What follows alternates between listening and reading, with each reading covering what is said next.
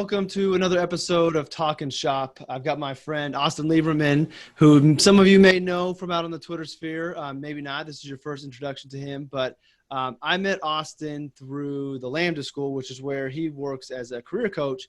And we originally obviously met on Twitter, exchanged, got to know each other there. And Austin was so kind to ask me to speak to some of his students. So Austin, first off, thanks for joining me today. Yeah, Justin, thanks so much for having me. And not just me, but thanks for all the efforts and everything that you do and you share, talking about family, talking about finance, educate, like what you do is so helpful to so many people. And then the fact that you were able, with everything you have on your plate, and you're willing to come set an hour, 2 hours, 3 hours aside with prep to come talk to the Lambda School students, that really meant a lot to me and meant a lot to them. So thank you. Oh, well, first off, you're welcome. Secondly, I'm looking forward to doing it again on a different topic. Yeah. And hopefully one of these days, maybe we can shoot one of these in person, because you're down in Florida and I don't know how the weather is there today, but here in Fishers, Indiana, it's like 63 degrees in the middle of June. It's going to be 48 degrees tonight. So I'd much rather be down south where it's warmer. You are welcome here anytime. Bring the family, come down and visit anytime. We got an extra room. We can take some podcasts. I got a stand-up desk. I just got that. Like you've got, nice. You inspired me to get that. Nice. So yeah, anytime. Well, the reason for everybody out there, the reason I asked Austin to come on is we were talking, I think it was after we got done with the Lambda School lesson. You were sharing your story with me about how you got to Lambda. And while I think people might be familiar with the program there, what really spoke out to me was your transition from not a traditional job, but from a job that was good, but you were able, because of your planning and your saving and your investing, to be able to make some changes that were better for your family and ultimately gave you a better quality of life. And I think that's a big, important part of financial planning that sometimes gets overlooked, is how can we plan our lives to make our current life as best as it can be today. So what I was hoping you might share is maybe a little bit of your backstory and how through your planning and saving and investing, you were able to make these changes, which were good for the family at that time, and then also have proven to be even better given some things going on now. So the hope is that people see with planning and saving, it gives you freedom and flexibility to handle life's curveballs sometimes. Yeah, definitely. Happy to share. And I'm going to go probably back further than you and I even did when we were originally talking, because it's just crazy how it all starts or doesn't start for people early in their life based on their upbringing and situation with their parents. And then just how we can either be introduced to things like financial planning and financial literacy and investing by way of luck sometimes, or if we're not in those type of settings and around those type of people, we might totally miss out on that. And so yeah, I'll go way back to kind of how I got introduced. And this is, it just really excites me. And again, I'm thankful to be on your show, obviously, but people like you that are sharing the things you share publicly, and not just you, there's a lot of people out there doing it. It just means a lot, because me, as somebody that isn't necessarily from the financial field in any way, just an everyday person working, the fact that I can be out on Twitter or on Instagram and be introduced to ideas on savings and finance and investing from people like you and other people it's just incredible. Like the power, there's a lot of problem with these social media platforms, but there's also a lot of really good things about them. Mm-hmm. And I just can't believe the stuff that you all put out is free, and that what we can learn is free. Because there's an opportunity for all of us to be exposed to this if we choose to follow people that are talking about finance and investing and learn from them. So I just rambled a lot, but I'll share my story a little bit. So, growing up, we were not poor, but we were, I would say, a middle-class family. My mom was a teacher. My dad worked for the school board. He did maintenance. So maybe middle class to a little bit lower middle class. But we were super lucky and fortunate because my grandfather was a business owner. And so we lived in the same town, and when we had emergencies and things that my parents surprised us and they weren't able to pay for, my grandfather was able to step in and help, and super thankful for that. But the early stage in life was, I had the most loving parents that I could ever hope for, and they're wonderful parents. But they were not, they lived paycheck to paycheck, and they didn't save, they didn't invest. And so I experienced that a little bit growing up. We never talked about money. It was probably a pride thing with my parents. You know, they were maybe a little bit embarrassed about what our financial situation was. Mm-hmm. And then on the other hand, they wanted their kids to have all the opportunity. And I played sports, baseball bats and gloves and stuff like that, probably to where they were putting themselves in debt. And I still don't know, because we haven't had those conversations. So that's kind of where it started. Not a whole lot of exposure to financial stuff, other than the fact that I saw some of the struggles we went through by not having something like an emergency fund and money set aside and planning. So fast forward a little bit, I finished up high school. I played baseball, and I was able to earn a 50% scholarship to a Division II school in South Carolina. It was a private school. And so the tuition would have been $32,000 a year. So it came out to where my parents were still supposed to pay $16,000 a year. Mm-hmm. I made it through the first semester. And then right before I left for Christmas break, I got a note from the registrar. I needed to go talk to the registrar, go to the registrar's office. And none of my tuition had been paid up to that point. So we still owed like whatever it was, $8,000 for half the year. So in a matter of a couple of days, I talked to my parents. They wanted me to stay, but I realized how unrealistic that situation was, and I made the decision to leave. Mm-hmm. And I never went back to that school after Christmas break. And so I started the next semester in community college and lived at home, and then worked and stuff like that. Eventually made my way to a public university in Florida, and then did that whole thing. And then I joined the Air Force, I commissioned as an officer in the Air Force after college. Mm-hmm. So really fortunate there. I didn't graduate with a whole ton of debt because I had some scholarships and stuff like that. And then I graduated with a job. So that was great. And I would say that transitions to the next phase. So I've made it through school. Fortunately, I didn't have a lot of debt, and I was out into the world. And the first thing I did when I commissioned was I bought a $40,000 truck with a loan. And I thought it was awesome. I thought it was the best thing in the world, until I started learning about what that truck really cost me. And this is what I was talking about, Justin, when I said it's a matter of really like luck and timing and who is in your life and who are you following? Because I got involved in investing and exposed to investing because I happened to be sitting in the office with the one other person at the job that I worked at that was an investor. Mm-hmm. And he was kind of a senior position to me in the military. And so he was somebody I looked up to. And he was talking about some of the investments and the savings and that he had done over the years and what that meant for him in his life. And right there, I was like, it just, the switch flipped in my head. Did I say that? It flipped the switch, whatever. And the light bulb went off. Yeah, light bulb went off. And I started to realize like, hey, let me stop spending the money that I'm making, at least all of it right now. And let me start saving, because I see what this person's life is like and the decisions that they're and the freedom that they had. Mm-hmm. And let me start investing. And so we started trying to put away anywhere from 10 to 25% of our income each year between savings and investing. And everybody's a little bit different, but the important thing was that we were living below our means and we were saving. Mm-hmm. And so I loved being in the military. I loved the sense of service. It felt like the right thing for me.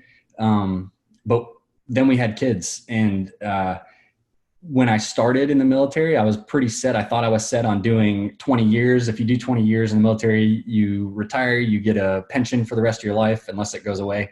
But that's the deal right now. So it's you get benefits and stuff like that. And I loved what I was doing. Mm-hmm. So that's what I saw myself doing for the next 20 years. But then our son was born, and you have kids too, Justin, so you know what this is like. I couldn't imagine being in the service with kids like that. Being in the service alone, whatever the branch you're in, is amazing and extremely selfless. but then those that are doing it with a family, like I can't even imagine it. Yeah. I had a friend that is in the National Guard. He's a recruiter, and he always used to joke with me about coming out. Like when I started the company, yeah, come be, you'll be in the reserves. You get your insurance through us. And I was like, like for a while I thought about it. I was like, that's not a bad option. But I'm like, you know what? Like I'm selfish and I don't want to be away even for the weekend deals from the boys. So yeah, I totally sympathize and understand what the decision you had to make. Yeah. Yeah. And it has its challenges too. But we were also like really well taken care of. And this is kind of going back, but we had our kids, and I had healthcare through the military. And so never a financial concern about like how we were going to cover being in the hospital or anything like that. So there are certainly some benefits that come with it. And a lot of, if it's the right thing, and a lot of pride and enjoyment and value and stuff. But that's what got me was our son was born, and I work in a job in the military, and I'm still in the National Guard, that we could be pretty active and we get pretty busy, and there's a lot of deployments and stuff like that. And I was excited for that because then it felt like I was going to need to go do our job. So I had volunteered for deployment 2 months after he was gone, or after he was born. And the second he was born, everything just changed. I knew I was going to go deploy, so I went and did that, and missed some holidays and birthdays and stuff like that with people in my family. And so it was really on that deployment that I started to think like, I don't know if I can do 20 years of this, because I don't know if I can give my full self to it, and I don't want to do it if I can't. Right. And I'm bringing all this up because whether somebody's in the military or they're in a career that's taken them away from home, or that just drains them spiritually or mentally or physically, anything, that it's just not a good fit, that it's hard and it can be scary to get out of that. Mm-hmm. But the reason, like you talked about and like I shared with you, the reason I was able to make that decision was because of the planning and investing that I had done, and it put us in a position where we knew we'd be okay. Mm-hmm. And there's a lot of people that stay in the military or in other professions. I'm sure you know some as well, Justin, and other, whatever career field that they might not be happy with, that do it because they don't have another option. Right. So, that's really what investing means for us, and saving means for us, is it gives you the freedom to make decisions and spend time the mm-hmm. way that is like ideal, and the way that you want to for your life. And then, so fast forward a little bit more, I ended up getting out of the military and transitioning to the Guard because it's something I still want to be able to serve. But what that means is that we don't have to move around anymore. I'm gone a lot less, so I get a lot more time with my family. And we had moved to Atlanta, and I worked at a place as a consultant. And it was a really great firm. I loved the people I worked with. I loved the work that I was doing, but it was the city just wasn't for us. And then we couldn't imagine like raising our kids there. And it was still about 8 hours from where our parents live in Florida. And we had been gone a lot. We hadn't seen our parents much while I was in the military, and we had kids. So we have a daughter and a son now, and our parents are older, and we wanted them to be able to spend time with our kids and with their grandkids. And neither side of our family is in a position to have been able to move or come visit us a lot financially or health wise. Mm-hmm. And it was weird, man. We started to get this feeling like we had to move, and we needed to move to Florida. And I can't really explain it. It just felt like it was the right thing to do. And I had only been at my job for like around a year or a little under a year.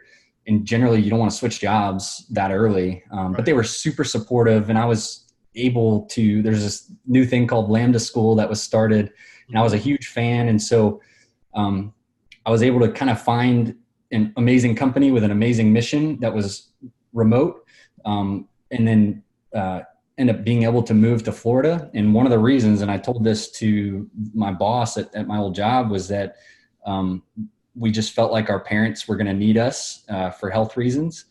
And I thought it was going to be my dad because, mm-hmm. and I shared this with you, but when I was in college, so it's like sadly 10 years ago now that I was in college. He had an abdominal aortic aneurysm, and he got rushed to the hospital. We saw the doctor before he went into emergency surgery, and the doctor said there was a 5% chance he was going to live through surgery. So he's alive now, but that's who we were most concerned with. And the month that we moved, so this was last month, my mother-in-law was unfortunately diagnosed with breast cancer, and she started chemotherapy. And so now, you know, it's going to be hard. It's going to be a long year. It's going to be tough financially for them. But, you know, because of the again, back to the planning, investing, and that we had done in saving money, we're in a position now where we're able to see them. We will be able to help a little bit financially if needed. And, you know, you can read all the charts in the world and all these like reasons that people have for investing, but there's nothing that can like tell you what the value of it truly is until you're in the positions to experience it yourself. And then it all just pays off, you know? Right. So yeah, we're just super thankful for that. When those are the moments, and that's the feeling, and that's the value that a financial plan, you can't plan for that. You know, when you sit down to do your plan, because I know you're a do-it-yourselfer and more than capable of being able to do it yourself. You don't say, okay, let's forecast in 10 years somebody getting sick and us needing to move to be able to help. But that's why it's so important to have those fundamentals in place, like the emergency fund, and be investing and saving and living below your means, so you can be in a position. So maybe it wasn't so much that it just so happened the month that you moved, you found out your mother-in-law was sick, but you found out your mother-in-law was sick and you had to move. You would still be in a position to be able to do that. You know, going back to luck was on the family side, that when everything happened, it just timed to be that way. But even if it didn't time out perfectly, you guys would have been in a position for you to leave, to find something else, bridge that gap if you needed to be where you needed to be. And I know that, so the thing I struggle with having these conversations is not you and I having it. And I am very appreciative of you sharing your story, because let me tell you, much like when we tell our kids to do something versus they hear somebody else say it, they're going to listen to anybody but mom and dad more than they listen to mom and dad. Financial advisors and investment professionals can harp on this all day long, and most people, it's going to go in one ear out the other. But when you have somebody who is not in the profession, who has found this on their own and done a good job, they tell their story. It's so much more impactful. So for you, this one video with you will have a greater impact than 7 videos of me talking about the same subject. So I appreciate it. And you're sharing a lot about your life, which is very vulnerable. So I appreciate that. I know everybody else is going to appreciate it. But I think that the struggle with the conversation like this is you had the discipline to live below your means. Some people, even if they live below their means, still does not put them in a position to be able to save and accumulate like you were. And my fear in this, you know, privilege is something that more and more people are willing to talk about. And you know, you were in a position of privilege to be able to do that. Now you had the discipline where others don't. So it's not that you lose credit for it, but there's going to be people who watch this video and say, well, you know, Austin, that's great. Your story is awesome. But even if I wanted to, I couldn't save. And I bring that up only to let people know that I am sympathetic and I am aware that what we're talking about doesn't work for everybody, but there is a huge segment of the population that could be putting themselves in the position that your family was in, and they don't. They go buy that $40,000 truck and the boat to go with it, and they're living paycheck to paycheck when they don't have to be. There are people who live paycheck to paycheck, not because of choice, just because that's the way it is.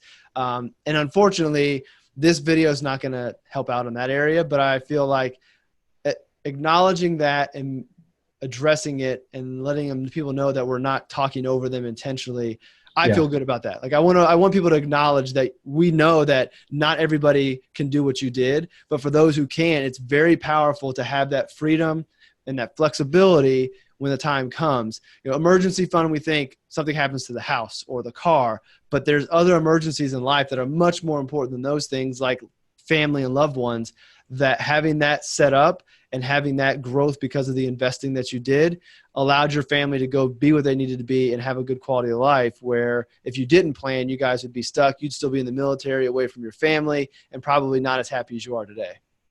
No, and you're 100% right. Like it's hard. And one of the things that, yeah, like you nailed it. Like there's people who are just unable, based off their income level or life situation or whatever, no matter how much of their income they tried to save, it wouldn't put them in a place where they're able to have an emergency fund and plan. And it's like, I think that's my hope, like broader picture with things like information that's put out on via Twitter and social media that just people that normally would not come into like have access to the type of information. And I don't want to say advice, because that's like a bad word to use if you're not working directly with somebody, but that type of influence, like for them to somehow see it when they're on Facebook or on Instagram or whatever. And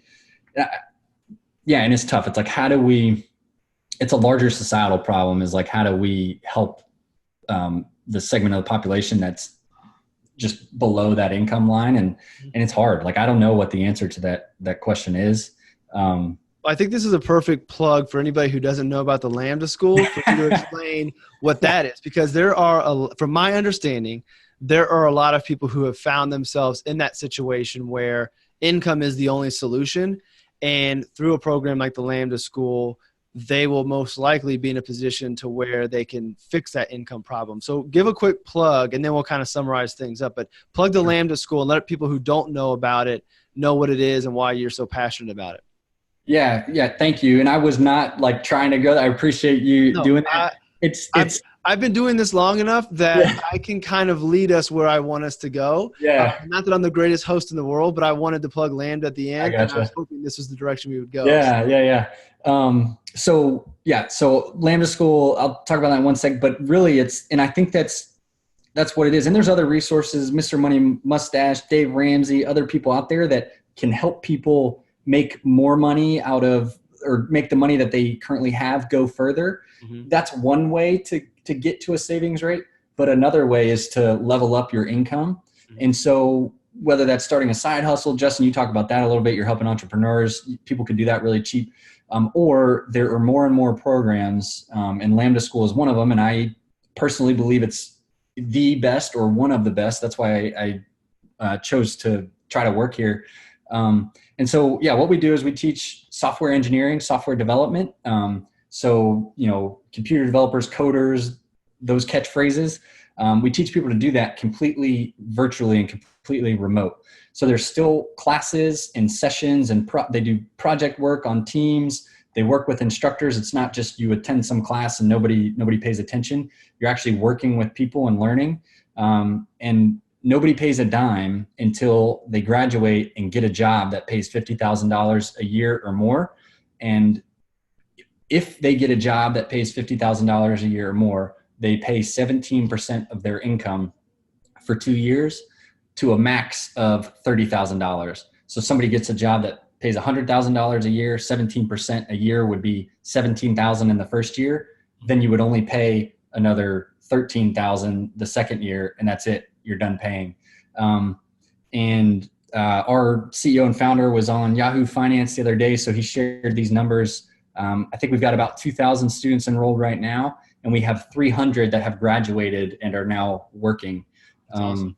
So if anybody's interested, lambdaschool.com. You can search Lambda School on Twitter. I appreciate you asking that, Justin, and let me talk about it a little bit.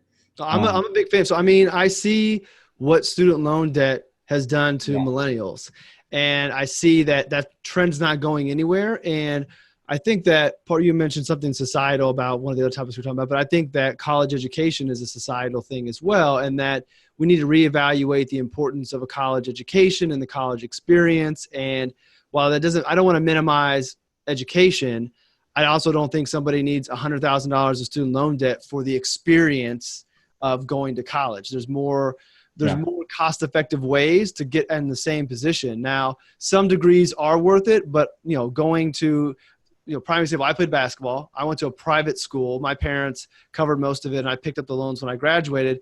But I had teammates in Division III where I played. There's no scholarships. Yep. And we're talking 27, 28 grand a year tuition. So you got kids that went to a liberal arts school to play basketball with no potential to go professional at all, and they end up making just regular wages. So now they've got all this debt for an experience that really wasn't worth it, and there's no payoff. And looking back, that's so stupid. Yeah. But it's tough to tell. So anyways, I'm a big fan of alternative ways of getting the education that you need that makes sense for you, whether that's a program in Lambda or going for an associate's degree and then going into work, or doing some, work study stuff and then going and starting a business. Like, I don't think the 4-year degree needs to be the American dream like it's been made out to be. So I love what Lambda School is doing. And beyond that too, right? Like when I was thinking about getting out of the military, I was very close to applying to go get an MBA or something like that, and spending 2 years or 3 years in school and paying, who knows, $100,000, $150,000.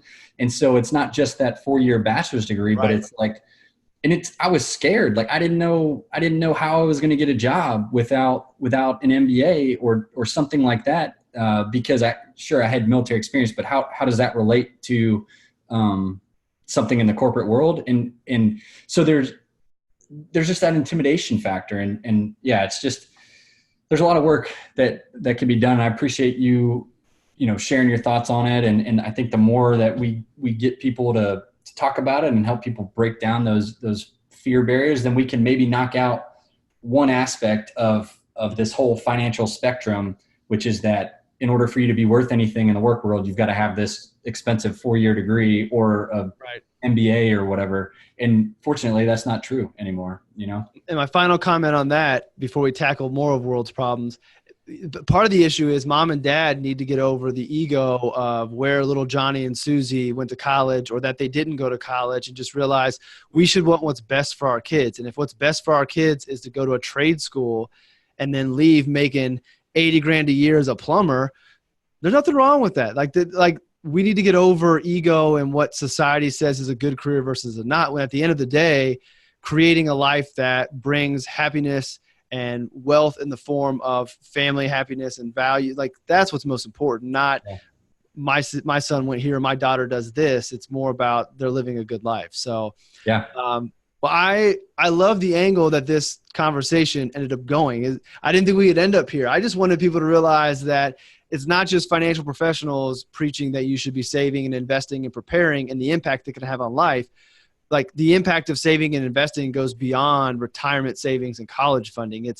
We need to move to be with family. We have the ability and flexibility to do that because of the saving and investing that we did. So that was the main hope for this conversation, but I like the other things we covered as well. So again, thanks for taking the time to do this. I took up more of your afternoon than I anticipated, but I think it's a great talk. And again, having people from outside of the profession talk about this, I think carries much more weight because you've lived it, as opposed to I've learned it and I tell people to do this. Like you did this on your own from the influence of people that you respected. And to your point, you're very lucky to have met them when you did, but you also were open to hearing that and then responsible enough to act upon it. So luck played a little bit of part of it, but also hard work and sacrifice on your and your wife's part. But at the end of the day, the takeaway is it put you and your family in a position to spend more quality time together, be where you need to be in a time of need amongst other family members, and not be financially stressed because of that. Yeah. Yeah. And if I can, I'll share one book I read like early on. I know you're a fan because you just you told me you're a fan. Carl Richards, the One Page Financial Plan. Yeah. For anybody, I was an outsider at that point. I had hardly read anything about finance. It's a very relatable book that helps you think about the way you're spending your time and your money, and then how to prioritize it. And then for anybody listening, follow Justin on all of his 5 different properties that he's talking about things on. And I'm kind of kidding, but also like, it's so easy. I talked about the importance of social media platforms. Like there's a lot of stuff, there's a lot of really bad stuff out there too. And so again, like it sounds like I'm kissing up to you, but like just the honesty and transparency.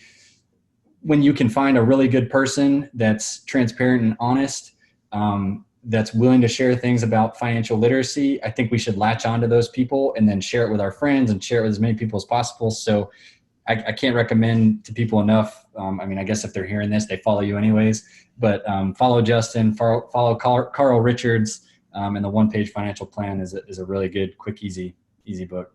Well, I appreciate all those kind words. I'll link, and so this will be on All About Your Benjamins, the blog as well. So I'll make some little show notes, and I'll link to Carl's book. And then just to build upon that, the whole social media aspect, I appreciate you giving me the shout out, but I also would say that, if you're new to that area, you'll follow Austin as well and see who we're interacting with.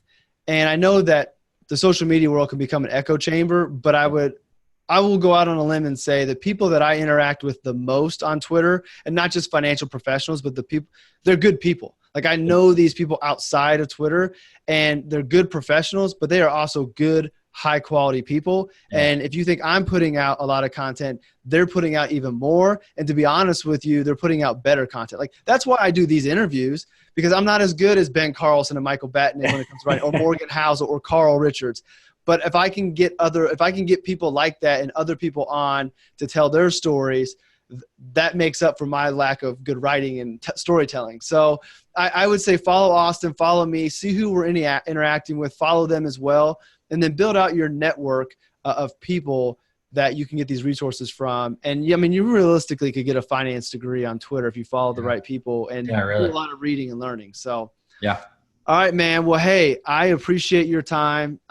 This has been a great conversation. I always enjoy this and look forward to talking to you more over time and getting back with the Lambda kids and the Lambda students, because they're grown-ups, and talking about some more finance things to help them move in the right direction. So, Austin, thank you again for taking the time. Everybody, follow Austin on Twitter. I'll link to him as well, because he puts out some good investing things that are not recommendations, but he holds his own when it comes to writing and sharing stories. He's very good at what he's doing as well. So thanks again, Austin. I appreciate it. And everybody, will see you in the next episode. Cool. Thanks, Justin. See ya.